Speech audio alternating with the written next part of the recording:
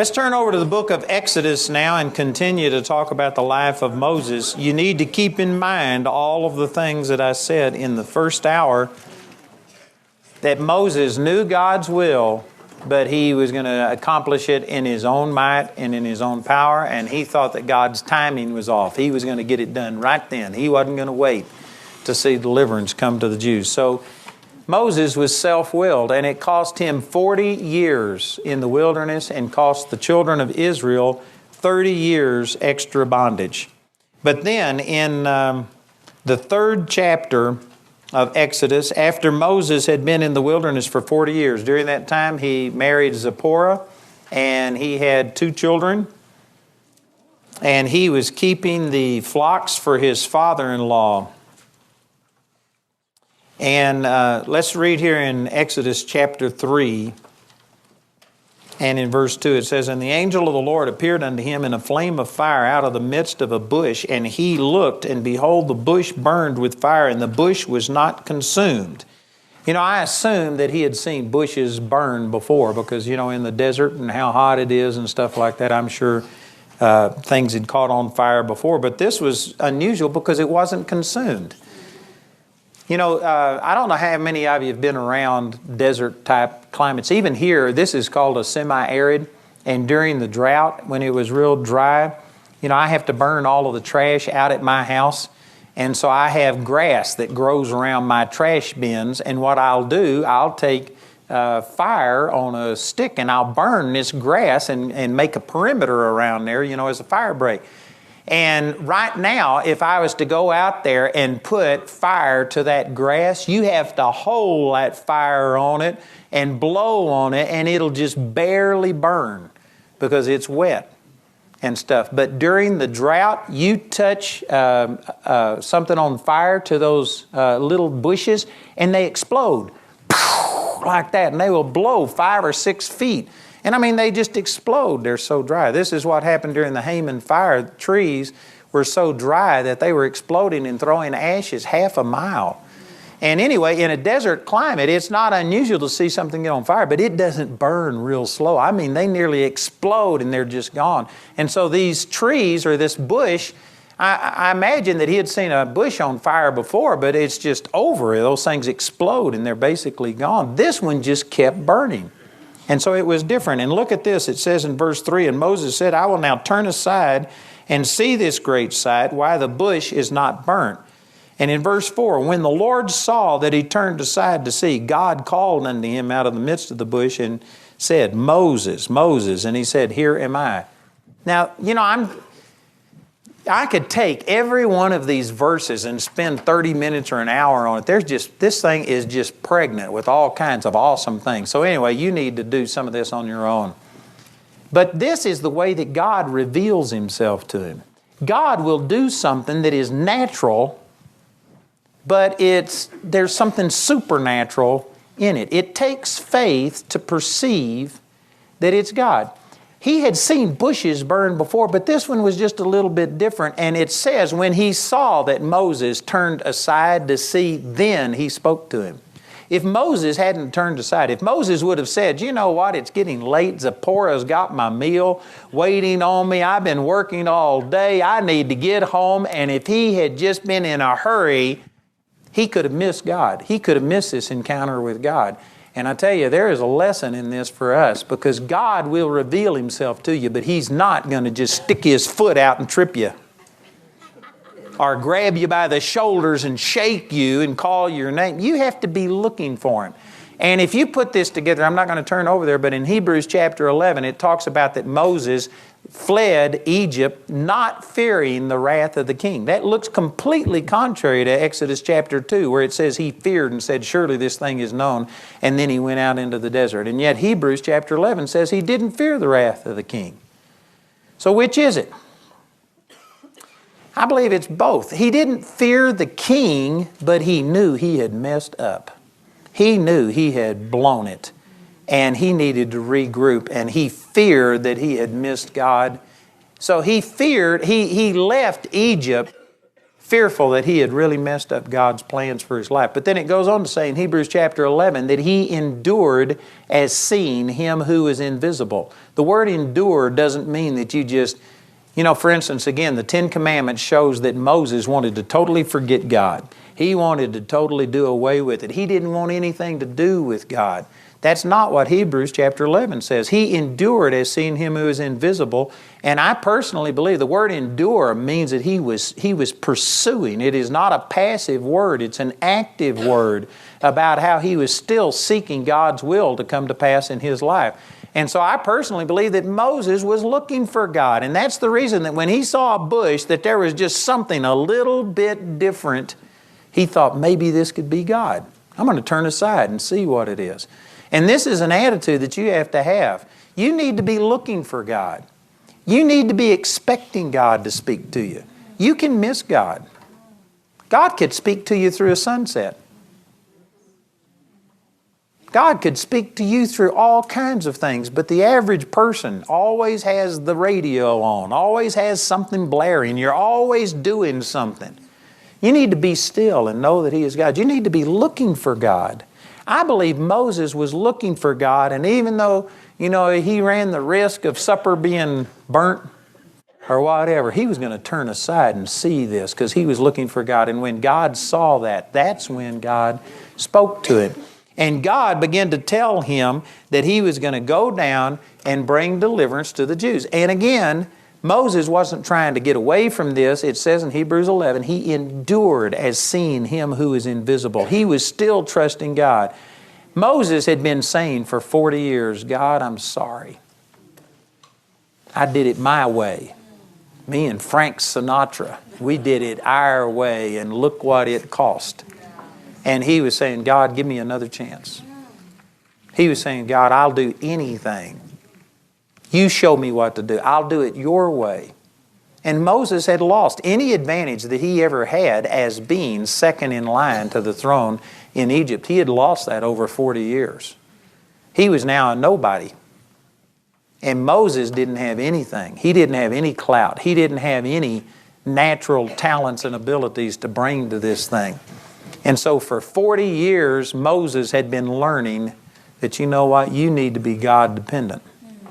You need to trust God. You need to let God flow through you instead of doing it your way. And so God began to speak to him, and there are 4 times in this discourse between God and Moses that the Lord told Moses to go down and bring deliverance to the Jews, and Moses says, I can't. I can't do it. They won't believe me. They won't listen to me. When I tell them that God appeared to me, who am I going to tell them that God is? You don't even have a name. And he says, tell them that I am that I am. I am the God of Abraham, Isaac, and Jacob. And God answered all of his questions. But Moses, if you really pay attention to this, there is a completely different Moses now than 40 years before. 40 years before, Moses basically said, God, you just introduced me and I can handle it from here. Now Moses is saying, God, I can't do it. He had totally gotten rid of this self-sufficiency. He was no longer feeling adequate to do all of this stuff. Now, the Scripture says again in Hebrews chapter 11 that he was still enduring and he was believing God. So it's not like he had let go of God's plan for his life, but he had totally despaired of doing it in his own ability. It was going to have to be God. And so God just kept telling him to go down, and Moses said, I can't do it. They won't believe me. It won't work. And finally, in chapter 4, let's go back to the last verse of chapter 3. It says, but every this is God saying that they will believe you and that you're going to tell them to borrow things of their neighbor and they're going to spoil the Egyptians. Verse 22 says, but every woman shall borrow of her neighbor and of her that sojourneth in her house jewels of silver and jewels of gold and raiment, and ye shall put them upon your sons and upon your daughters, and you shall spoil the Egyptians. He was telling him it would work. And in verse 1 of chapter 4, and Moses answered and said, but behold, they will not believe me, nor hearken unto my voice, for they will say, the Lord hath not appeared unto thee. And so the Lord said unto him, what is that in thine hand? And he said, a rod. And he said, cast it on the ground. And he cast it on the ground, and it became a serpent, and Moses fled from before it. And again, I wished I had time to just expand on this. You're going to have to let the Holy Spirit help you here and take some of these things and then go meditate on it.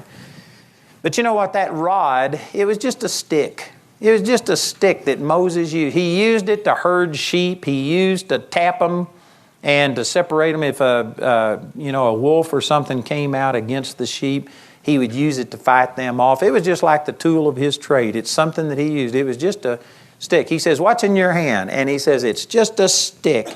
But it symbolized everything that he was. He was a shepherd. You know, I was just in Karamoja in Uganda, and the chief, when I went to that village, came out and gave me his staff.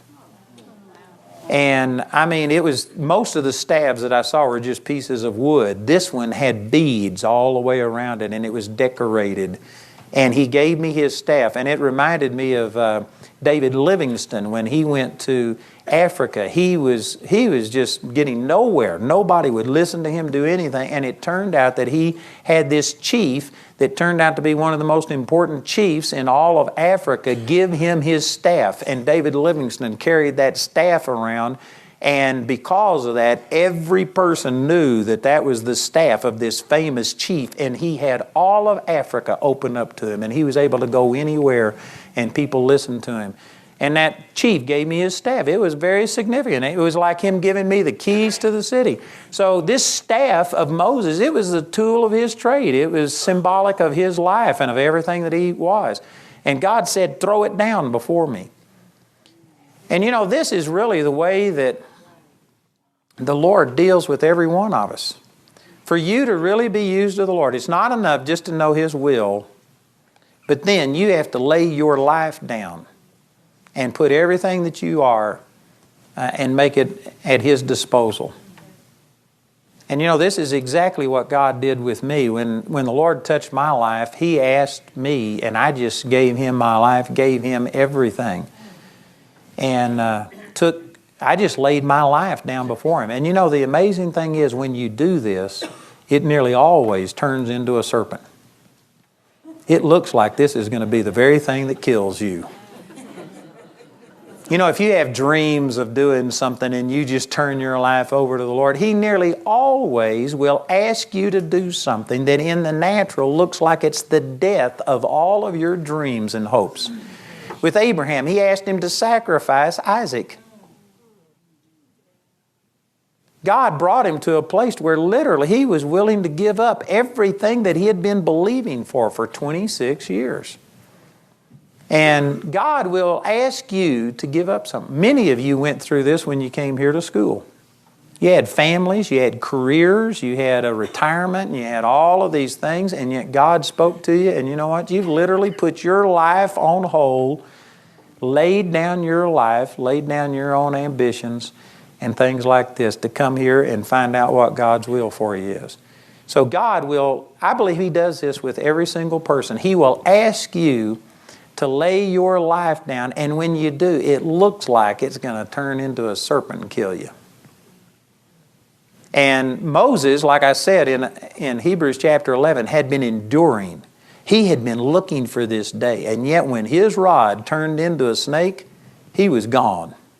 He was in the presence of God. He was talking face to face with God. And yet when he saw this snake, he was gone. You know, some people don't mind snakes.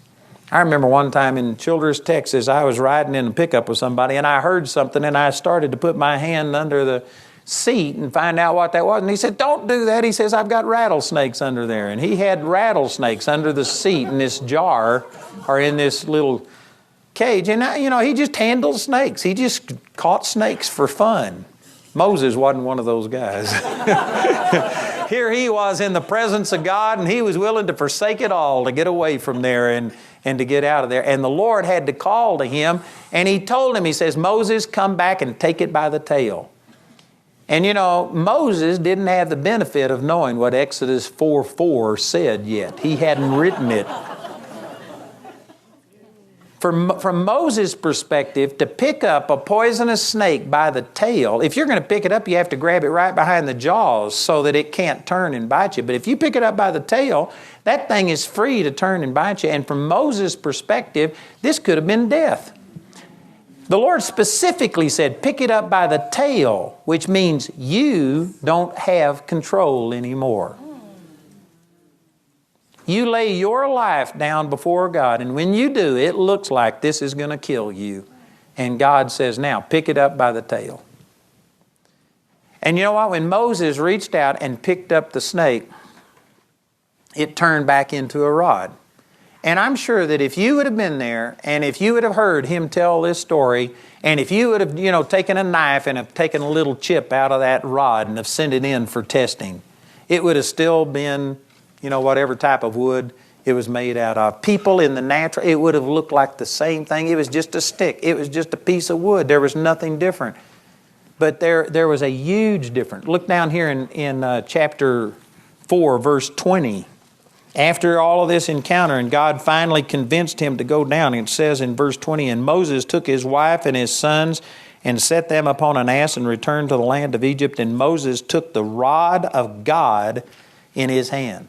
In the first part of this chapter, God said, what do you have in your hand? And he says, it's just a rod. It's a stick. It was Moses' rod. It was just a stick. If he hit a rock with it, all it would do is break the stick or jar him. It wouldn't do anything. It was just a stick.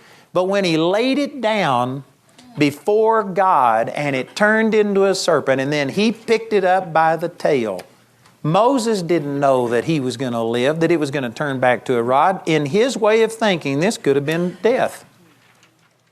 You know what this was? This was his final exam in Bush University. Moses had been in school for 40 years saying, I'll do it your way. God, I won't be self-willed. You give me another chance and I'll do whatever you say. And God says, will you? What do you have? He threw his life. It was like the tool of his trade down. It turned into a snake, and God says, pick it up by the tail. That was his final exam to see, have you learned your lesson? Are you willing to truly do whatever I say? And Moses was willing to he was willing to follow God's command if it meant the death of him and the death of his vision. Are you willing to do that? Some of you in here have some direction from God. But would you be willing, if the Lord told you to just let everything go and say, God, I'll serve you. I'd rather serve you. I'd rather walk with you than to see my vision come to pass. This is a strange thing, but there is a balance. You need a vision. You need something that's burning on the inside of you, that's bigger than yourself, that motivates you and gives you direction. But at the same time, that should never take the place of your personal love and commitment to the Lord. And there's a balance between this. And then on the other hand, you can't get over here and just love the Lord and want to have a hallelujah service all of the time and never do what God tells you to do. You need to have these things in balance. They look like they're opposite, and most people either do one or the other. There's a lot of people that are so consumed with the vision that God has given them that actually it has taken the place of God. An example of this, and I'm not sure that this is totally accurate, but Oral Roberts, started building the City of Faith, believing that he was going to merge healing and medicine together. And I don't believe that was God at all. I believe he was I could tell you why that happened and why he went that direction and what motivated him to do it. But anyway, he started this process. I went and held a meeting in the City of Faith, and it was like, 38 stories tall, and there was only the first 2 stories and one other floor on that building that ever got finished. The rest of this 38-story building was absolutely stripped naked. There was nothing in it, and he never could get it done. He finally wound up selling it. But prior to him selling it, he pushed so hard to get that City of Faith built that he came out with a statement. I heard him say this on television, and he was, Oral Roberts was always really emotional and dramatic with everything he did. And he was crying and telling the people how important this is. And he says, God has told me that if I don't get this finished, he's going to kill me. and that I am going to die if I don't finish this year. And boy, the secular press grabbed that and ran with it, and it really, really hurt Oral Roberts' ministry. And I personally, don't believe that it was as bad as what it was representing. But anyway, my point is that he got so consumed by the vision that he was willing to die. It was just totally consuming him. I think that that's totally out of balance. Right now, I've got a vision of seeing this facility built in Woodland Park, and I really believe that God's going to use that. And if the Lord tarries another 20, 30 years, I think that Charis Bible College and that facility up there is going to train tens of thousands of people. It's going to make a worldwide impact. And if the Lord was to tarry 100 years, I think people will look back and think that, man, what an awesome deal this was. I think it's a big deal. I really do. I'm excited about it. But you know what? I could walk away from it today. It is not my life. That is not what my life is about. My life is about loving the Lord. And if the Lord was to tell me, hey, just let it go in another direction, I could walk away from that today. The vision is not near as important to me as my personal relationship with God. You've got to be able to keep these things in balance. And so anyway, Moses, he threw that thing down, picked it up by the tail, which meant that he was not in control of this. It was whatever God willed. It turned back into a rod, and to other people, it looked like it was just a stick. But Moses said it was the rod of God. And this is really descriptive of our life. I had this encounter with the Lord March the 23rd, 1968. And did you know, immediately I knew that, boy, God had done something in my life. I knew that God had called me, and I knew that my life wasn't my own, and everything was different. Everything. I have never been the same since then. Don't ever plan on being the same. And yet the next morning I stood up in front of my Baptist church and tried to tell them what God did, and people looked at me and they thought it was just the same. I looked exactly the same. I still talked the same. And people looked at me and thought it was the same. When I went through Vietnam, man, I had this great call of God on my life, but nobody could tell any difference between me and anybody else. But you know what? Between me and God, I knew that there was a difference. I knew that I had the power of God in my life. And yet to other people, they look at that stick and it looks just like a stick. It looks like just the same thing. But when you have this encounter with the Lord, when you literally lay your life down and pick it up by the tail, looks like you're going to die. You die to yourself. You die to your own will. God will give you back your life. But it's really no longer you living. It's Christ living in you. It's Him calling the shots. Other people are going to look at you as being the same. But the truth is, you're different. Man, I wished I had better words to try and get this across. But brothers and sisters, you on your own, you by yourself, even if it's good things, even if it's what God willed you to do, if you're going to do it on your own, you're useless. We don't need more people doing stuff on their own. We need people that are operating under the supernatural power of God. And it's hard to tell until after the fact, until you look back with hindsight, which is always 20/20. But we need people that have laid their life down and taken it up.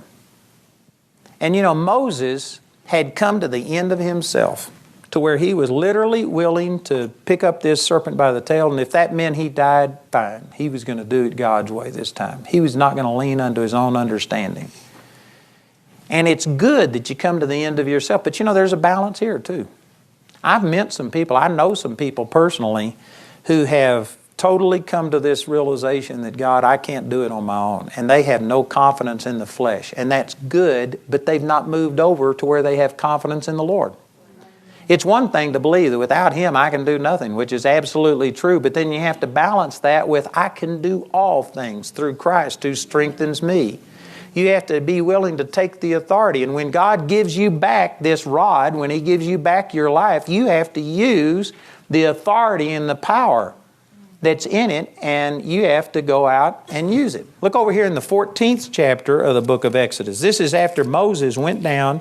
He brought the children of Israel out of the land of Egypt. And they were headed out of Egypt. And it says in chapter 14, verse 1, And the Lord spake unto Moses, saying, Speak unto the children of Israel that they turn and encamp before whatever that place is, between Migdol and the sea, over against Baal-zephon. Before it shall ye encamp by the sea. For Pharaoh will say of the children of Israel, They are entangled in the land, the wilderness has shut them in. And I will harden Pharaoh's heart, that he shall follow after them. And I will be honored upon Pharaoh, upon all his hosts, that the Egyptians may know that I am the Lord. And they did so.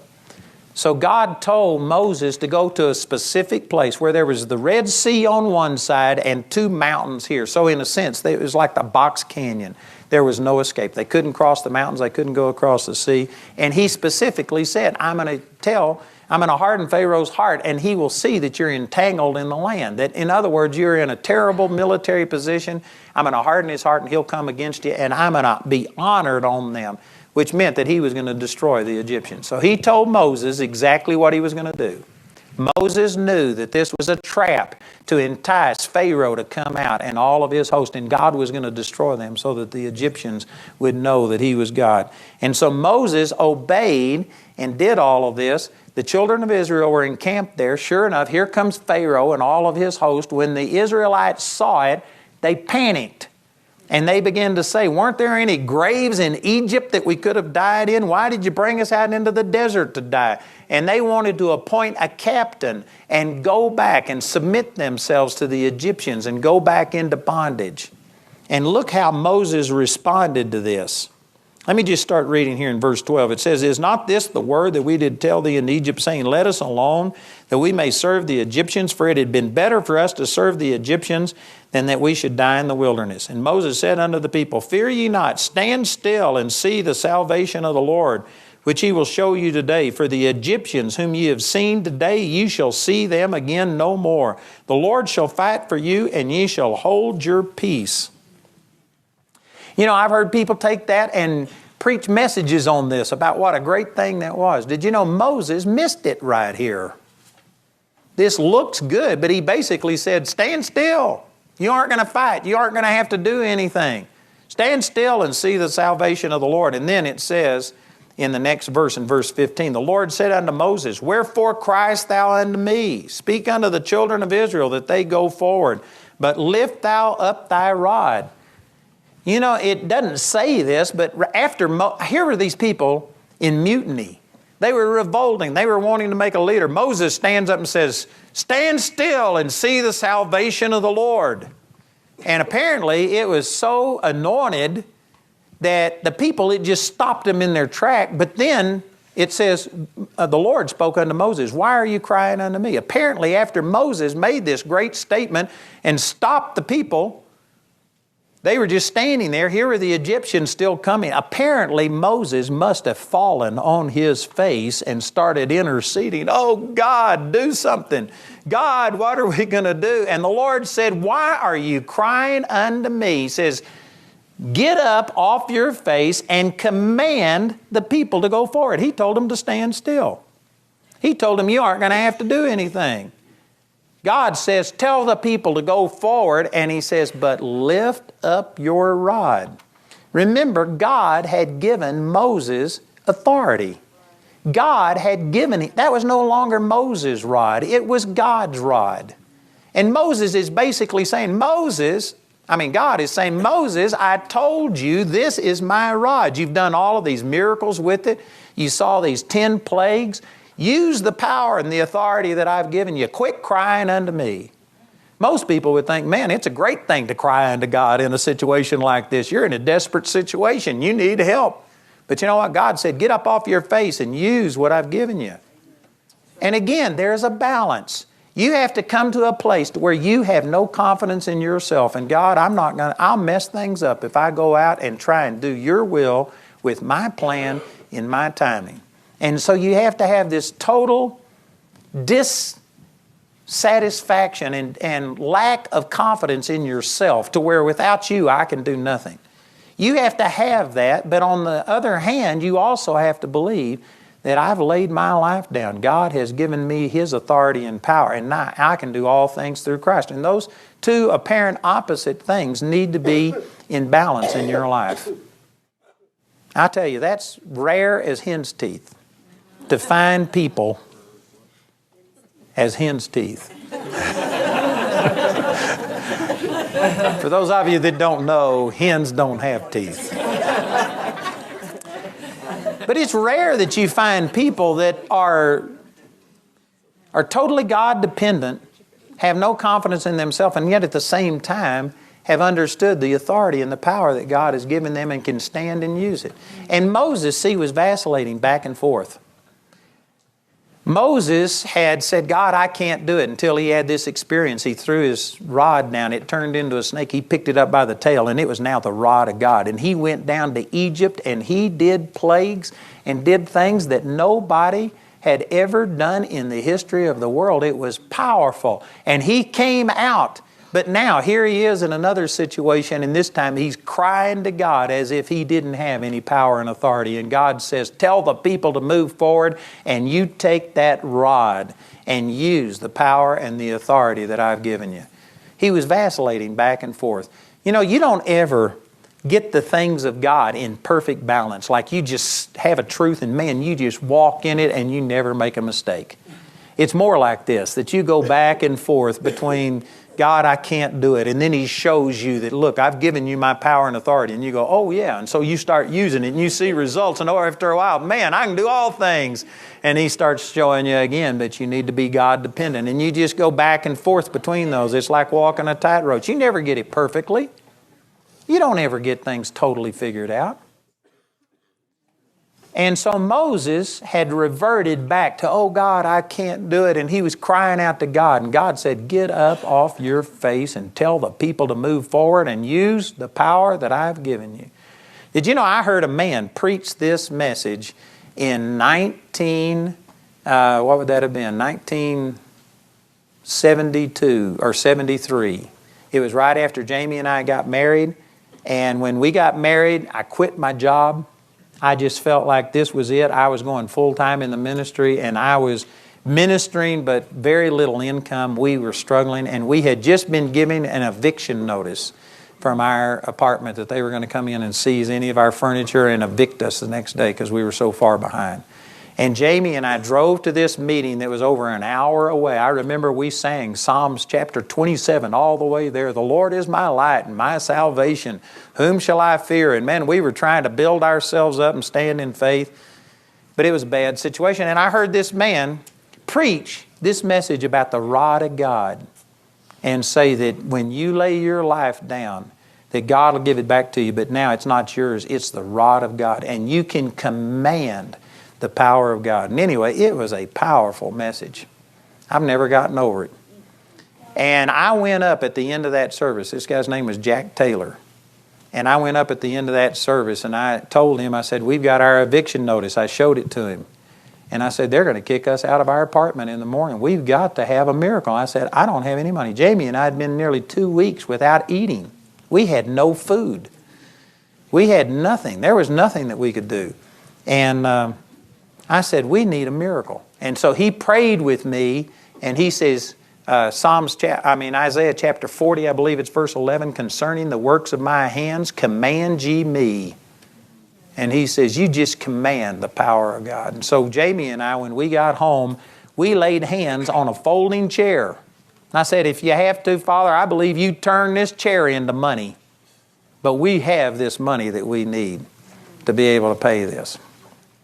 It was $150, $100 rent with late fees, and $150 is what we needed. And anyway, we went home and went to bed. And at 3 or 4 in the morning, I got a knock on my door, and it was my brother-in-law.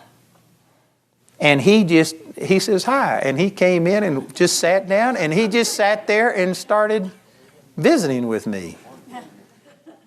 At 3 in the morning. And finally I said, Leon, what are you doing? I said, what did you come here for? And he says, don't ask me any questions. I don't want to make any comments. And he just handed me an envelope, and he walked out the door and left. And I opened it up, and it was a check for $160, and he left. And here's how all of this happened. My sister was at that meeting, and my sister was waiting to say hi to me after the service was over, and she heard me talking to Jack Taylor, and she overheard what I said. But my brother-in-law, I could give you a long story on this. My brother-in-law, he loved me. Before he married my sister, that's right when my dad died. They married just a couple of months after my dad died. I was 12 years old. And he kind of took me in, and he really tried to help me, and he was a super blessing in my life. But when I had this experience with the Lord, he thought I lost my mind. And my brother-in-law is he's a good guy in the natural, not because of the Lord. He's just one of these guys that is good naturally, and he's never had any time for the Lord. And so he thought I just lost my mind, and he criticized me. He said that I was of the devil, and when I quit school, he was death on that. When I quit my job and started having financial problems, he was totally wrong with that, which he was probably right in what he was thinking.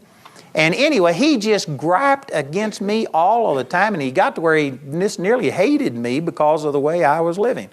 So that's the situation. When my sister went home, Leon was asking her, so how did the meeting go? And she told him.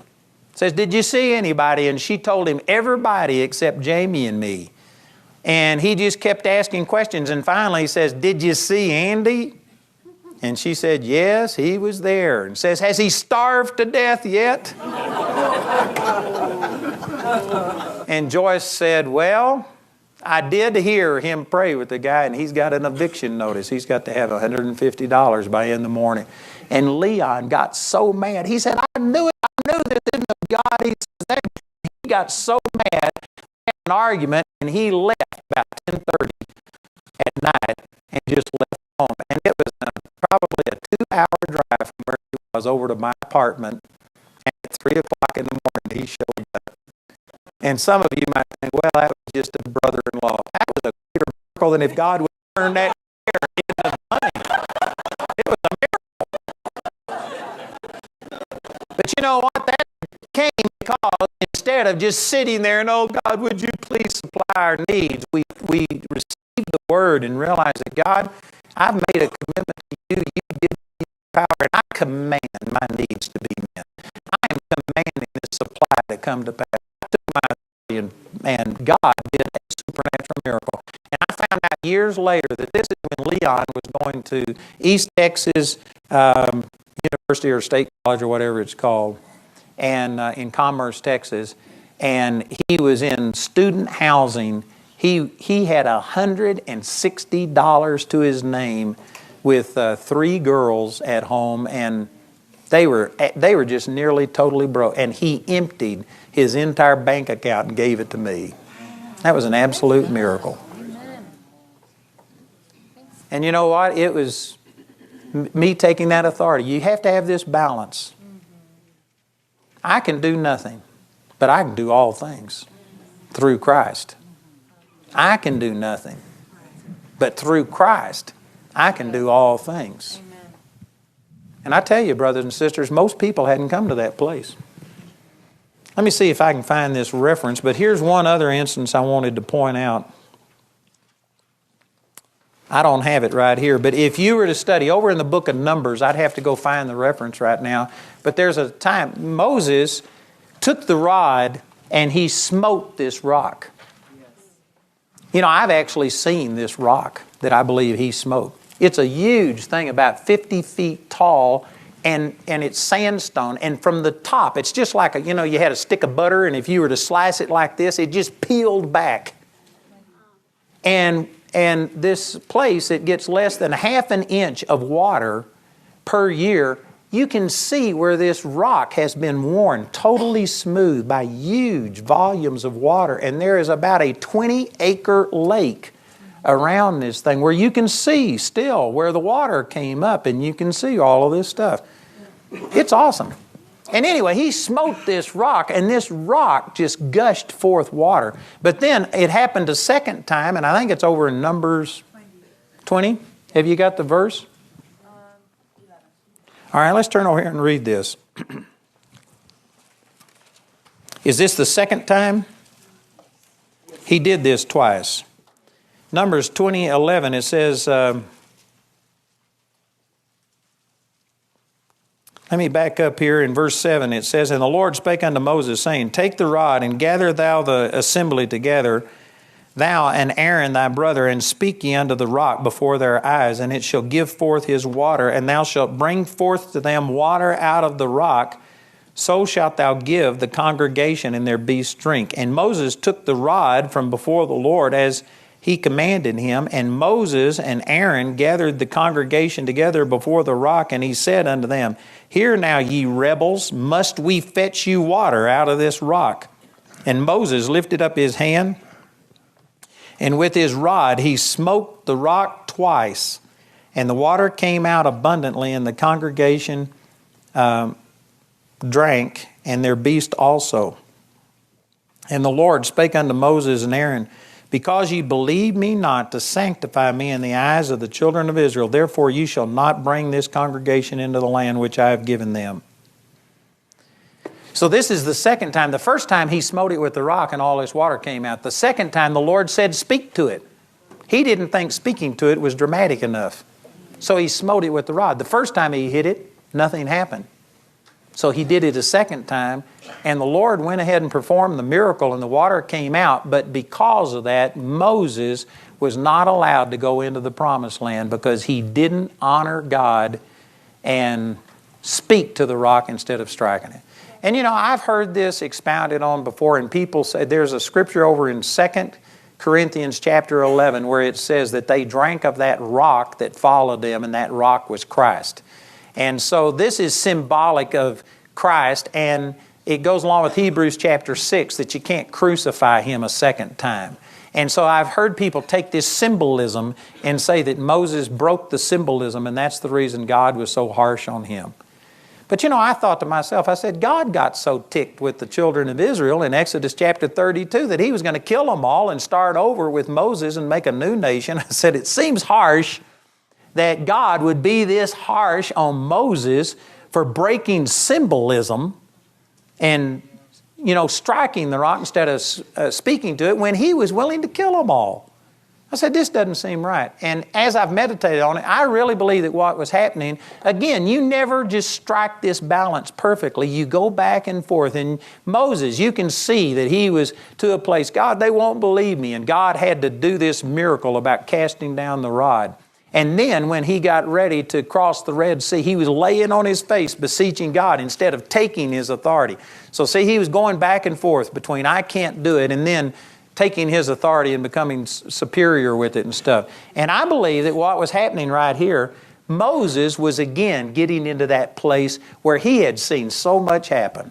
He had seen so many miracles. God had used him so much. Moses was to a place that God, I think it would be better to strike the rock. It's more dramatic than speaking to it.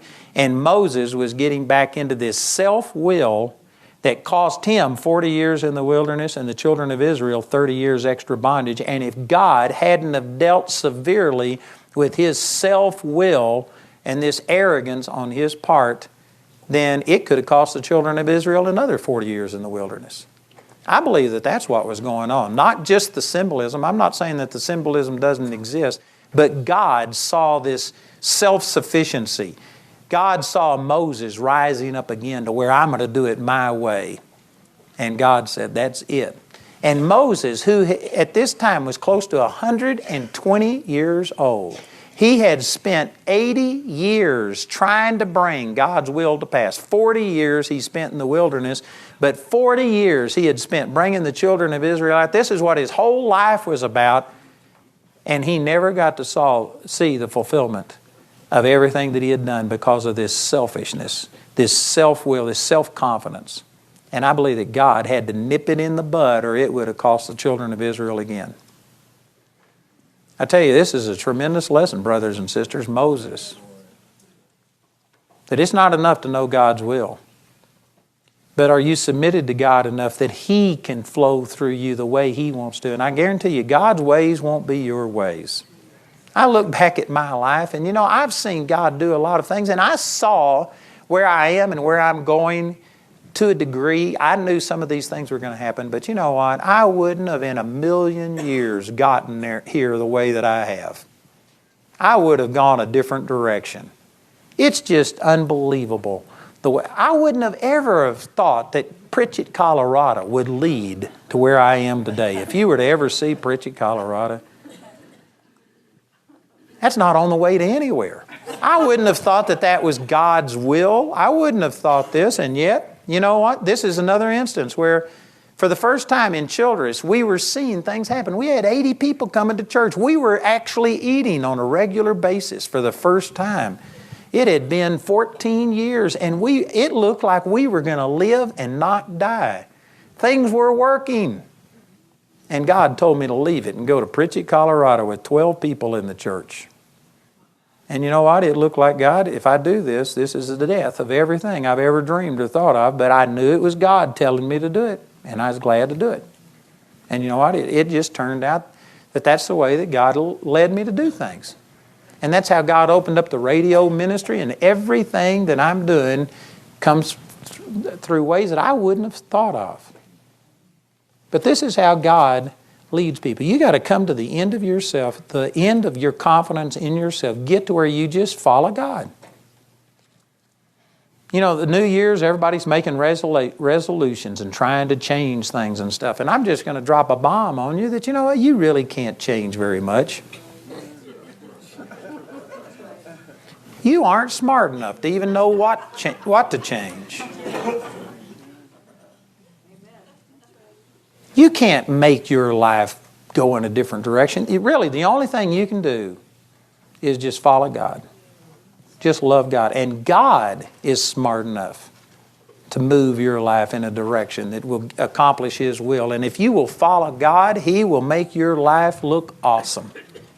But you can't just pick and choose and make things happen on your own. All you're going to do is get frustrated.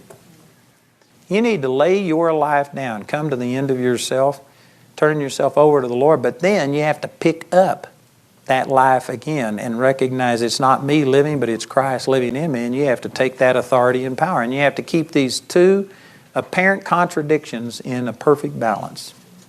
And the only way you can do that is with a relationship with the Lord. And you know, even though you're second-year students, and you've sat under the Word and a lot of good things happen, I bet you there's people sitting right here that you're all about doing things in your own way. You know, in a way, it's a real blessing to not have any great talents or abilities because it's easier to depend upon God. But if you're one of these multi-talented person that you can just do anything, I feel sorry for you because it's hard for you to let go of all of that and to let go of your dependence upon yourself. It's really a blessing to be a nobody. God's looking for nobodies. 1 Corinthians chapter 1, verse 26 says that God has chosen not the mighty things, not the noble things, not the things of this world, but God has chosen the weak things, things that are despised, things that are nothing, to bring to naught things that are. God is looking for people who won't trust in themselves but will trust in Him, and then take the power and the authority that He gives them and live under that authority. And I just pray for you today that if you haven't come to that place, you need to make that commitment. You know, we're out of time here today, but I don't have to give an invitation. You could do this. You could take these truths that we're talking about, and you need to come to the end of yourself. The end of yourself is the beginning of God. Amen.